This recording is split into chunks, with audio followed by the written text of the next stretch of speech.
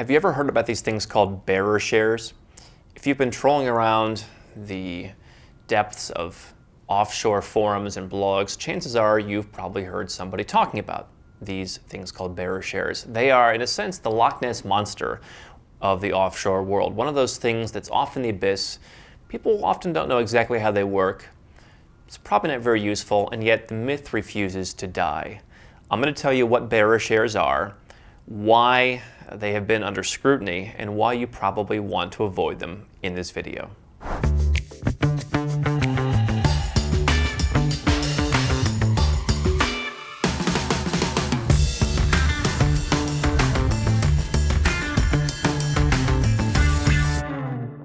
Hi, I'm Andrew Henderson, and if you have been watching any of our videos or reading our more than 1,000 articles on nomadcapitalist.com, you probably know that I take a bit different approach to this offshore stuff than a lot of the people who are out there. You see, when I started talking about this stuff, the industry was kind of swampy and it had a pretty bad reputation. And I want to be able to empower the 6- and 7-figure entrepreneurs who want to play by the rules, who want to follow the law, and who just want to go where they're treated best to be able to keep more of their own money. But the challenge with the offshore world is there are all these kind of myths, the anonymous bank account that no longer really exists, the numbered Swiss bank account that no longer exists. Bearer shares kind of fall in that category. There is a bit of legitimacy to them, but the way most people talk about them is in a way where they're looking to cut some kind of corner or get some kind of hack. And the privacy people are generally seeking with bearer shares just doesn't really work anymore. So what is a bearer share? Bearer share is basically where you have a company and there are a certain number of shares of stock issued in that company. And the deal is kind of like finders keepers. Right? Possession is 9/10 of the law kind of thing, where you hold the stock certificate in your hand. Physically, you're the owner of the company. But then, if we happen to, pass in Grand Central Station and do a brush pass and you take the briefcase with the shares in them, now you're the owner of the company. And so as you can imagine, this really upset the do-gooders in the high-tax countries and in law enforcement agencies because it was used for a lot of shady stuff. Obviously, I'm for as little regulation as possible, but people were using these to do all kinds of money laundering, criminal activities, and just some really swampy stuff. And so, basically, all around the world, bearer shares have been being phased out to the point where now there are two types of bearer shares. Basically, you have those that are mobile, and then you have those that have been immobilized. Pretty much all the bearer shares in the world right now that even still exist have what's been called immobilized. So there are a small number of countries that still allow this. Most of them have phased it out, but those who still allow it say, okay, but you have to have immobile bearer shares to where you're going to put them in the custodianship of a licensed fiduciary or in some cases a bank, and they're going to hold it and they're going to keep some kind of register. They're going to keep a ledger of who owns what. And if there's a transfer, they'll keep a record of it.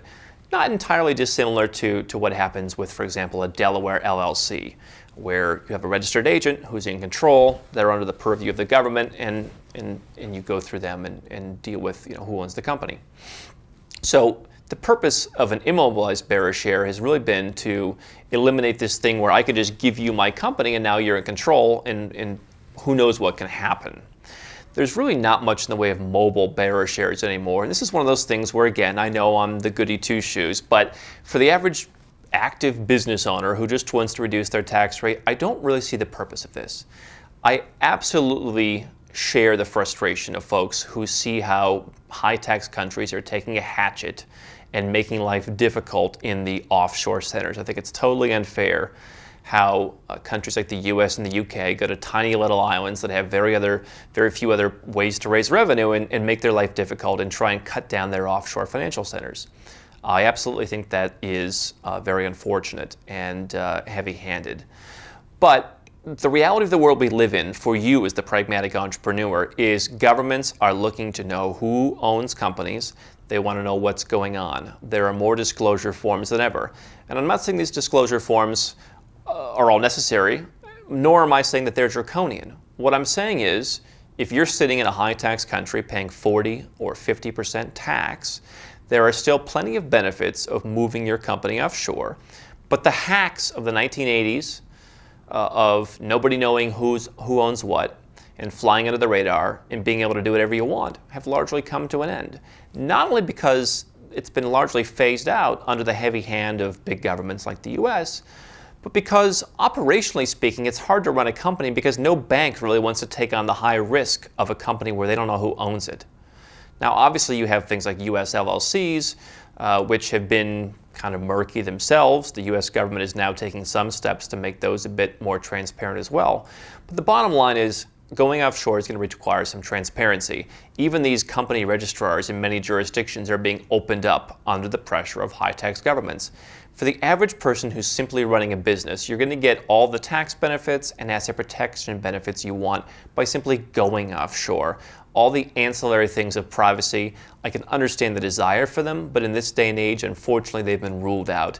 That's why I don't talk to about bearer shares with anybody, and I don't see how they really fit into the conversation if your goal is legitimately reducing your tax rate.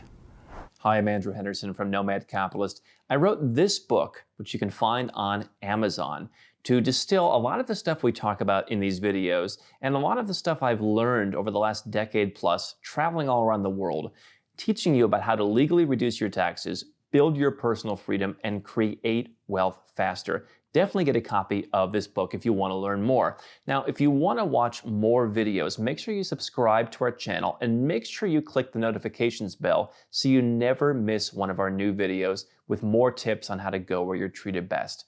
And if you're already a 6- or 7-figure entrepreneur and you'd like to put these strategies in place for yourself, go to nomadcapitalist.com and learn about how I can help you.